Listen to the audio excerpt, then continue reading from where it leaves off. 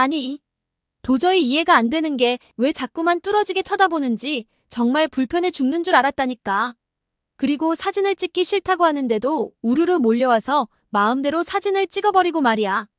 세상에 이렇게 무례하게 구는 사람들이 또 있을까? 의구심이 들 정도로 솔직히 기분이 최악이었어. 한국인 여성이 테이블에서 인도 여성으로 보이는 사람과 이야기를 나누고 있습니다. 듣고 있던 인도 여성은 얼굴이 붉어지면서 아무 말도 하지 못하고 마치 자신이 무슨 잘못을 한 것처럼 고개를 떨구어 버리는데요. 과연 이 두 여성은 무슨 일 때문에 언성을 높이고 왜 인도 여성은 한국 여성에게 아무 말도 하지 못하는 걸까요? 오늘 들려드릴 이야기는 인도에서 한국으로 5년간 유학 생활을 하고 있는 수니타 씨가 한국 친구 해리명과 한국과 인도 문화의 차이에 대해서 말한 내용을 재구성한 이야기입니다. 영상을 시작하기 전 구독과 좋아요는 영상 제작에 큰 힘이 됩니다. 안녕하세요. 저는 인도에서 온 수니타라고 합니다. 제가 한국에 공부하러 온 시간도 어느덧 5년을 지나 6년 가까이 된 것 같네요.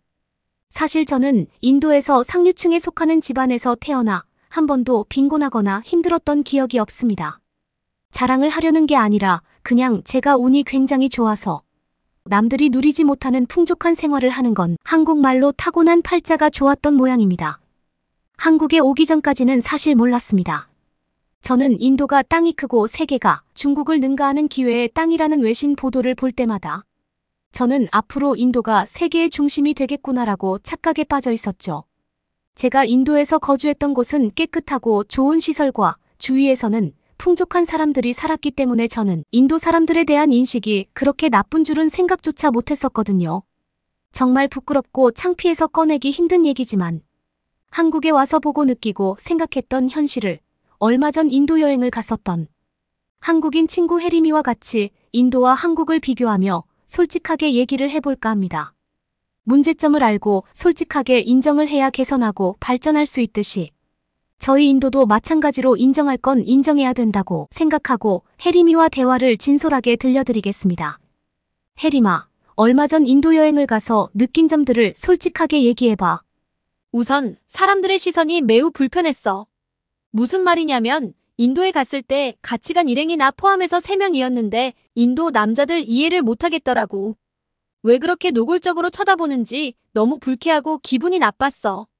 세계 어디를 가도 그렇게 노골적으로 쳐다보는 시선은 없었는데 이건 무슨 여자 신체를 처음 보는 것처럼 아래 위 그리고 눈빛이 조금이라도 빈틈이 보이면 달려들려고 하는 야수 같아서 너무 무섭고 부담스러웠어. 남자들이 시선을 돌리지 않고 마치 스캔하듯이 쳐다보는데 정말 미치는 줄 알았지 뭐야.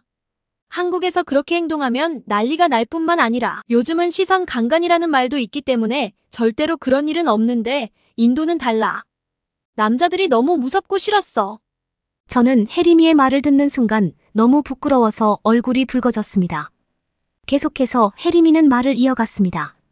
그리고 왜 자꾸만 사진을 같이 찍자고 하는지 이해가 되지 않았어. 내가 들은 바로는 사진 같이 찍어주면 나 애랑 같이 잤다고 페이스북이나 인스타에 자랑스럽게 올리거나 사진 돌려서 보고 심지어 인터넷에 떠도는 싸구려 광고나 표지에 쓰인다고 하니 어처구니가 없었어. 어쩔 땐 길에서 못 가게 팔을 잡고 계속 사진 찍어달라고 하는 거 보고 확실히 상식이 통하는 사람들이 아니라는 것을 느꼈어. 심지어 이런 기사도 봤는데 인도 관광부 장관이 여성들이 인도를 여행할 때 자신들의 안전을 위해서 짧은 옷이나 치마를 입지 말아야 한다. 인도 문화는 서구와 다르다라고 하는 기사를 봤어. 수니타 앞에서 이런 말하기는 정말 미안하지만 인도는 여성 인권 후진국으로 악명이 높은 것 같아. 사람이 많은 시장이나 버스에서 신체 일부를 만지는 경우가 흔하고 캣콜링도 빈번하다고 해. 전 세계적으로 여성에게 위험한 나라 1위로 악명이 높다는 사실을 알고 여성들은 인도 여행을 해야 할 것 같아. 수니타, 너 한국에서 한 번이라도 남자들이 10초 이상 여자를 뻔히 쳐다보는 경험을 한 적 있니? 아마 한 번도 경험해보지 않았을 거야. 한국은 타인에게 조금이라도 이상한 행동이나 시선을 보내면 큰일이 나거든. 그런데 인도는 아니야. 모든 남자들이 야수 같다는 생각이 들었어. 그리고 인도는 강간이 너무 많이 발생하고 끔찍한 사건이 너무 많은 것 같아. 그것도 집단 성폭행 사건이 끊이지 않고 발생하니 솔직히 소름 끼쳐. 예전에 16살 노숙하던 여자아이를 경찰 포함 400명이 집단 성폭행한 끔찍한 사건이 있었다고 해. 검색해보면 나오는데 세상에 처벌이 7명밖에 되지 않았다는 판결도 말이 안 되고. 더 경악한 것은 어떻게 경찰이 그런 짓거리를 같이 할 수가 있니? 이게 말이 된다고 생각해? 물론 한국에도 성폭행 강간 사고가 당연히 발생해. 하지만 인도에서 400명이 집단 성폭행을 했다는 건 내 상식으로는 저건 인간이 아니고 짐승이라고 생각밖에 안 들었어. 인도에서 한 해 성폭행 사건만 3만 건 가까이 있다는 게 얼마나 남자들 의식 수준이 밑바닥인지 알 수 있는 것 같아. 내가 볼 때 무기력한 사법제도, 낮은 유죄 판결, 보수적 사회 분위기 속에 여자들이 신고를 꺼리기 때문에 성범죄자들이 더욱 활개를 치고 다닌다고 생각해. 오죽하면 인도는 18분마다 발생하는 성범죄 국가라는 오명이 나왔겠어. 예전에 델리버스 성폭행 사건 범인이 한 말이 충격적이다 못해 경악하고 말았어. 밤 늦게 치마를 입고 다닌 여자의 잘못이다. 한국에서는 치마를 입던 수영복을 입던 집단강간, 시선강간, 노골적으로 쳐다봤다간 바로 경찰에 입건될 뿐만 아니라 그럴 일도 없고. 내가 생각할 때 남자들의 의식 수준이 한국과 인도는 너무 차이가 많이 나는 것 같아. 저는 어차피 혜림이에게 마음을 터놓고 사실 그대로 얘기를 해라고 했지만 막상 인도의 충격적인 현실을 들으니까 너무 부끄러웠어요. 내친 김에 혜림이는 더 얘기를 해도 될까라고 물었고 저는 어차피 인도에 대해서 처음부터 솔직하게 얘기하기로 했으니 괜찮다고 했습니다. 저희 인도의 대중교통에 관한 얘기인데 혜림이는 정말 끔찍하다고 하더군요. 쉬지 않고 울리는 클렉슨 소리와 거리를 어슬렁거리는 소들과 떠도는 개들, 거기에 수많은 사람들까지 섞여서 인도의 도로와 길은 혼돈 그 자체라고 했습니다. 신호체계는 보이지가 않고 차가 멈추면 어디선가 나타나서 차 문을 두드리면서 돈을 달라고 했으며 역시나 버스를 타니 남자들은 기분 나쁘게 계속해서 자신들을 쳐다봤다고 하더라고요. 하지만 무엇보다 인도인들과 같이 있으면 냄새가 아닌 악취가 너무 심해서 미치는 줄 알았다고 합니다. 혜림이는 아무리 피곤해도 차에서 절대로 못 자겠다고 하더군요. 차 안에는 에어컨 시설도 없고 차량도 아주 구닥다리 버스인데다가 그런 버스로 도로 상태가 좋지 않은 곳에 덜컹거리며 끊임없이 울려대는 경적 소리에 도로가 온통 역주행까지 도저히 사고가 날까봐 겁이 나서 못 자겠다고 했습니다. 인도의 차들이 사이드 미러가 없는 이유는 여러 가지가 있겠지만 가장 결정적인 이유는 인도 도로 사정이 완전 엉망이기 때문이라고 합니다. 왼쪽 오른쪽 할 것 없이 부딪히고 깨지고 해서 금방 사이드 미러가 부서져 버린다고 하니 얼마나 교통질서 체계가 없는지 알 수 있었다 했죠. 그리고 혜림이는 무엇보다 길을 걷다 보면 곳곳에 온통 쓰레기며 동물들도 많이 돌아다니니까 분비물이 많아도 너무 많은 것 같다고 했습니다. 그 분비물이 쌓인 똥에서 냄새와 위생 상태가 엉망인 걸 사람들은 알면서도 아무렇지도 않게 다니는 걸 보며 대체 인도 사람들은 저런 현상을 보고도 왜 가만히 있을까? 아무리 소를 신성시한다고 해도 이건 아닌 것 같은데 그런 생각이 계속 머리를 맴돌았다고 합니다. 계속해서 혜림이는 인도 화장실에 대해서 얘기를 했는데 기본적으로 사람들이 에티켓이라는 게 있는데 인도는 그런 게 전혀 보이지가 않았다고 합니다. 지나가다 아무 곳에나 노상방뇨를 하고 저희가 지나가는데도 남자들은 바지를 내리고 오줌을 누는 모습에 너무 짜증이 났다고 합니다. 인도는 누구나 인정할 만한 낮은 위생관념을 가진 나라라고 생각을 하며 특히 화장실 문화 자체가 거의 없다는 것에 대해 불편해도 너무 불편하다 했습니다. 어떻게 소의 분비물은 신성시하면서 사람의 분비물은 불결한 생각을 하고 집안에 화장실을 짓지 않는다는 말에 어이가 너무 없었다고 했죠.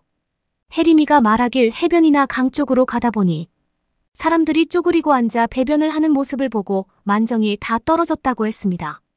저렇게 아무 곳이나 특히 물이 있는 곳으로 배변을 하면 결국 수질 오염이 엄청 심해서 환경 오염이 되는 것은 그냥 봐도 알겠는데 인도 사람들은 그냥 무덤덤하게 아무렇지 않게 배변을 하며 환경 오염 같은 것은 전혀 신경을 쓰지 않았고 이렇게 배변을 해도 된다는 당연한 생각들을 하는 것 같아서 한국과 인도의 문화 차이는 절대로 극복 못하겠다고 했습니다. 혜림이가 더욱 짜증났던 일은 친구들과 해변을 걷고 싶어서 모래사장으로 가니까 진짜 거짓말 안 보태고 온통 똥밭이었다고 하더라고요. 똥을 피해 다녔고 신발에 자꾸만 묻어서 너무 짜증나고 불결했는데 그 와중에 인도 젊은 남자들은 뒤에서 웃으며 따라오면서 계속 말을 걸으니 스트레스가 매우 심했다고 했습니다. 혜림이는 저보고 한국에 와서 혹시 사람들이 아무 곳에나 노상방뇨하는 걸 본 적 있어? 라고 물으니 저는 아무 말도 못했습니다. 왜냐하면 한국의 화장실 문화는 세계가 인정하듯이 깨끗하고 관리가 잘 되며 지금까지 불결한 화장실은 6년 가까이 있으면서 한 번도 본 적이 없었거든요. 인도 화장실을 검색하면 매일 인도 길거리에서 나오는 배변이 자그마치 6만 5천 킬로라고 하는데 도저히 상상도 되지 않았고 이 배변으로 인해 인도 전역에 온갖 전염병이 돌고 있는 것도 문제라고 인도 사람이 얘기를 해줬습니다. 더군다나 변을 보고 왼손으로 닦고 물로 씻고 그 손으로 음식을 만든다고 생각하니 혜림이는 길거리 음식을 절대 사 먹지 않았다고 합니다.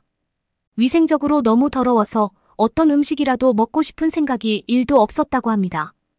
이처럼 노상 배변이 일상인 인도인들에게 한국에 와서 화장실의 청결도를 보고 나서는 가히 충격이었다고 말을 들었습니다. 인도에 있는 제 친구도 한국 공중 화장실은 정말 깨끗하고 인테리어가 잘 되어 있었으며 24시간 물이 나오고 전기가 들어오는 시스템에 매우 놀랐다고 합니다.